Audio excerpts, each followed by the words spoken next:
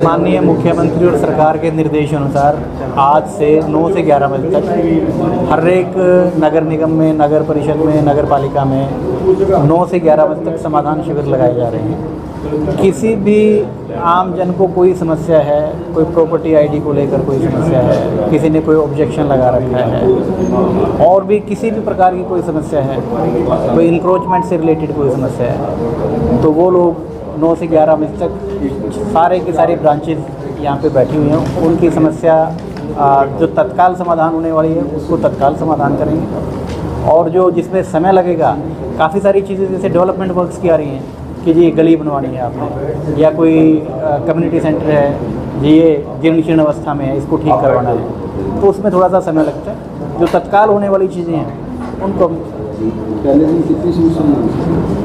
आज लगभग 4-5 समस्याएं आई हैं, और उसमें जैसा पहले हम सोच रहे थे कि ज़्यादा प्रॉपर्टी आईडी से रिलेटेड समस्या आएंगी, प्रॉपर्टी आईडी से रिलेटेड समस्या हमारे पास नहीं है। ज़्यादातर जो समस्याएं हैं वो इंक्रोचमेंट से रिलेटेड आई हैं और डेवलपमेंट वर्क से रिलेटेड आई हैं। तो किस तरह का समाधान वगैरह किया गया है?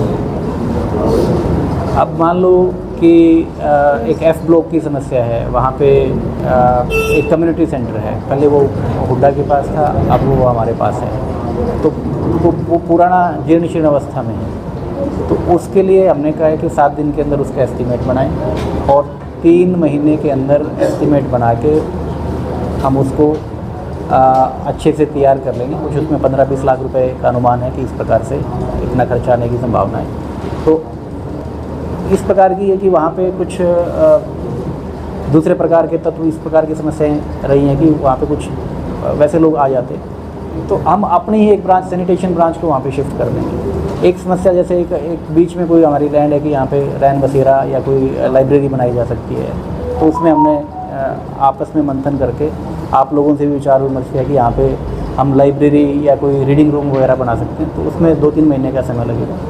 इस प्रकार की चीज़ें। सर, होर्डिंग्स का मामला है, टेंडर खत्म हो चुका है, फिर भी शहर में अवैध होर्डिंग्स लगे हुए हैं, क्या कार्रवाई नगर परिषद द्वारा की जाएगी सर? जो हमारे यूनिपोल हैं, लगभग 30 के करीब हमारे यूनिपोल हैं। यूनिपोल चूँकि 4 या 5 बार ई ऑक्शनिंग का हो चुका है, तो ई ऑक्शन के माध्यम से अभी तक कोई यूनिपोल हमारा नहीं गया है, और उनके ऊपर यदि कोई अवैध किसी ने कोई स्ट्रक्चर वो लगा रखा है, कोई एडवर्टीज़मेंट है, तो अमूमन लगभग साफ़ है।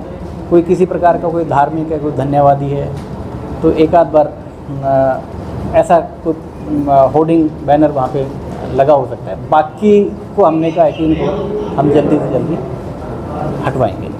सर, त्योहारों का समय चल रहा है और बाजार में अतिक्रमण जाम की स्थिति रहती है, तो इसके लिए क्या कोई कार्रवाई वगैरह? बिल्कुल, हम एक टीम बना रहे हैं इसमें। जैसे आज भी 2 समस्याएं अतिक्रमण की आई हैं, और मैंने कहा है कि आज शाम तक इसकी रिपोर्ट देंगे, इसको अतिक्रमण को हटा के। और गवर्नमेंट की तरफ से भी निर्देश है, पिछली बार भी हमने ऐसा किया था कि शहर का जो मेन जो बाज़ार है, जहाँ पे फुटफॉल ज़्यादा रहता है, क्योंकि अब अगला जो सप्ताह है पूरा त्योहारी सीज़न है, तो इसमें हम बाज़ारों को भी सजाएंगे, अपने पैसे लगा के भी हम बाज़ारों को सजाएंगे, और ताकि एक जो त्यौहार की जो फीलिंग है वो शहर के अंदर रहे। सर, आवारा पशु बहुत ज़्यादा हो रहे हैं, तो सर इसके लिए? बिल्कुल सही बात है कि आवारा पशु, पीछे भी हमने इस शहर की कुछ समस्या इस प्रकार की भी थी कि बहुत सारे लोग जो दुधारू जो पशु हैं उनको छोड़ देते हैं। लगभग 5-7 पशु ऐसे दुधारू हमने पकड़ के गौशाला में छोड़े थे, और वो वहीं पे हैं। और इसके अलावा अब बाकी हमने कहा कि सबकी टैगिंग करवा के, जो हमारा टेंडर था MCC की वजह से वो ओपन नहीं हुआ था, आजकल में टेंडर ओपन होके हम वर्क ऑर्डर दे देंगे, टैगिंग करके जितनी भी हमारी यहाँ पे गौशाला हैं। और यदि ऐसा है कि भाई गौशाला में हमारे सारे के सारे जो पशु हैं वो वहाँ पे नहीं समायोजित हो पाते, तो हम फिर इसमें गवर्नमेंट को लिखेंगे कि हमें और पैसा दिया जाए और हम कोई और नई कोई गौशाला।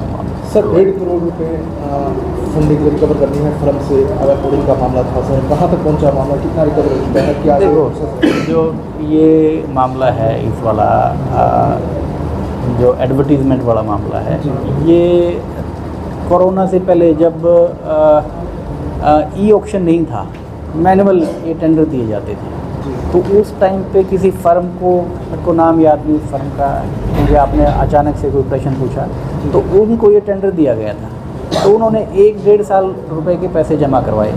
अब लगभग तकरीबन शायद 1.5 करोड़ रुपया उस फर्म की तरफ बकाया है, उनको नोटिस दिया गया है। यदि वो बकाया नहीं देते हैं तो बतौर जो arrear of land revenue government के पास एक रहता है कि जो उनकी जो एसेट्स होते हैं उनको अटैच करने की एक प्रक्रिया होती है, वो फिर पीपी एक्ट के तहत डाल के उसको शहर में वेलकम द्वार लगाए गए हैं, शहर से बाहर होते हैं, बस स्टैंड पे होर्डिंग लगाए गए हैं, लगा 3-4 वाहन लगे हुए हैं, वो शहर में अदर जगह लगे हुए हैं। उसके बारे में सर विदाउट प्रूफ, जबकि वेलकम द्वार शहर से बाहर होता है, वेलकम सर्विस एंट्री करने के लिए वेलकम द्वार होता है, वो शहर में लगाए गए हैं। हाँ। बस स्टैंड के पास लगाए गए हैं सर। वो साइनेज हैं, और ये पीछे कोर्ट में ये मामला चला गया था।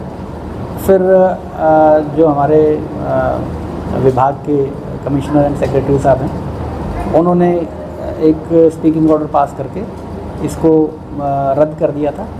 अब दोबारा से दूसरी पार्टी कोर्ट में चली गई थी, अब दोबारा से उनको डेट दी गई है दोनों पार्टियों को सुनने के लिए, जैसा गवर्नमेंट का आदेश होगा उसके बाद।